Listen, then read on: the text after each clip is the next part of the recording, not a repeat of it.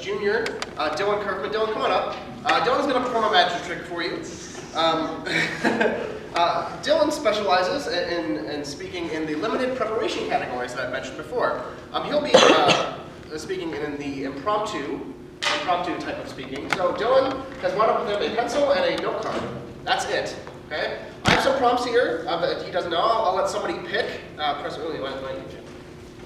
You can pick a random thing from there. Don't tell him. Okay. All right. What we're going to have to do this. I'm going to give this to Dylan. Okay.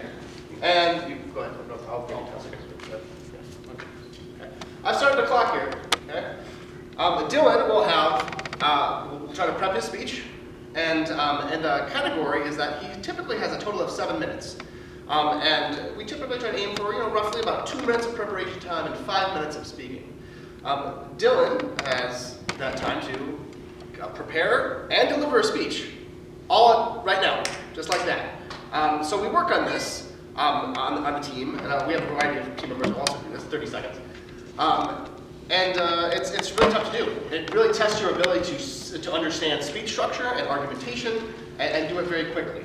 And Dylan's pretty good at that. So as he continues to work on that when we talk, Dylan has been on the team for 3 years. He's a junior. Hails from Morris, Minnesota. The thing I'll always remember about Dylan, remember like he's leaving, he's not going to get me here. I always think about Dylan is that he often jumps into my office, grabs a lightsaber, and starts dueling with me. Because I have lightsabers, 1 minute. So he's always up for a laugh, always up for a joke. And Dylan is one of the most busy people you can come across. He's always doing something, always busy, but he always is there with a smile, which is really, really nice to have. He's very relaxed and calm, which is fantastic. I'm going to let Dylan continue preparing here, but he'll be ready to speak with you in just another minute or so, 1:30.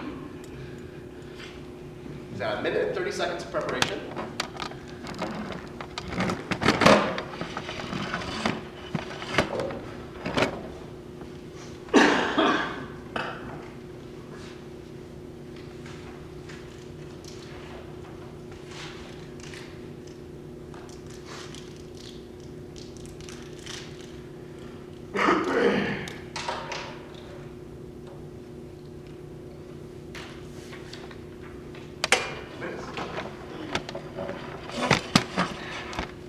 In a pineapple under the sea lives a very positive sponge, SpongeBob SquarePants. If there was a dictionary definition for positive, SpongeBob's picture would be prominently placed next to the word positive. The guy knows how to keep the energy real. He is constantly seen episode after episode proclaiming, "I'm ready, I'm ready, I'm ready." And indeed, SpongeBob is a great example of the power of positivity and the fact that he is embracing and enjoying life. Which reminds me of today's quotation said by the famous actress Mae West. "Too much of a good thing is wonderful." And what Ms. West is saying is that we need to embrace life. And we can embrace life by considering 2 key areas of analysis. First, we can embrace life through our actions. And second, we can embrace life by looking and planning ahead to ensure stability for future generations.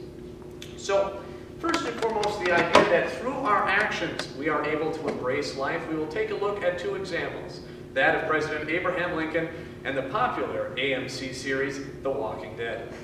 So, first of all, President Abraham Lincoln, 16th President of the United States. Boy, did the guy have a lot on his plate. In his personal family life, he's got his kids are dying off, his wife's a little bit crazy, to be honest with you, and then on top of that, you're the president during the Civil War, the country's breaking up, do we keep it together, do we go separate? And then he's got incompetent generals who don't know how to use the Union Army. So, I mean, the guy, and there was no Tylenol back then for headaches, so I don't know how they got it. But Abraham Lincoln set an example, and one of the best examples he set, and he did set many, was the fact that he chose a cabinet of members of different political parties, something that is rare to find these days. And what Abraham Lincoln was able to do is by taking all the greatest minds of all ideas in all parties, was able to make a strong coalition, a strong government that was able to chart our way through some pretty terrible waters. And through our actions, he embraced the challenge, he embraced life, and made life even better for us now. But let us also consider The Walking Dead. You've got the zombie apocalypse, you've got former Sheriff Rick Grimes leading a gang of family and friends through circumstances, again through, well, the zombie apocalypse. Rick's got to make some pretty quick decisions. So for instance, there's a band of, in a recent season, so sorry if you haven't caught up, but recent season, there's some pretty bad folks, let's just say, and they got to decide, do we leave the bad guys in place, or do we move it and take them out? Well, Rick quickly thinks, you know what, it's either eat or be eaten kind of world out there, and in the zombie apocalypse it really is, so you got to go in there and do it. So he went in and took care of all the bad guys. Short story, great thing, catch up if you haven't, so we'll leave it at that. So through our actions, we're definitely able to embrace life. But let us consider now the idea that by looking ahead, planning ahead to the future, we are able to embrace life for the better. We take a look at that in Star Wars and the popular show, The Office. So in the Star Wars saga, episodes 4, 5, and 6, you got Luke Skywalker, humble farm kid. He got out of a desert planet, worked his way up to be like the hero of the Rebel Alliance, took down the Death Star. Pretty impressive resume to say the least. But even more impressive was Luke knew that you had to plan ahead for the future. Transitioning into episode 7, Luke's like, hey, you know what we got to do? We need to train new Jedi so that no evil empire comes back and takes us over. So he starts setting up a camp. And that's what he's doing. He's planning ahead and looking ahead. And that way he embraces life and is able to expand that to the future generations. Let us also consider the popular comedy of The Office, where you've got Steve Carell as Michael Scott, the incompetent but hilarious boss that really jazzes up life at a paper company. You also have another character of Dwight Schrute, who's super analytical, super focused, and always planning ahead. Dwight is always kind of the second in command, or the second in command wannabe on the show, and he's always looking for a way to rise to power. And in one particular episode, when Michael's having a tough decision, he goes to Michael with a chart. And for those who've taken organizational communication, this is really fitting. You take this chart, and he's got a leadership structure of the whole organization.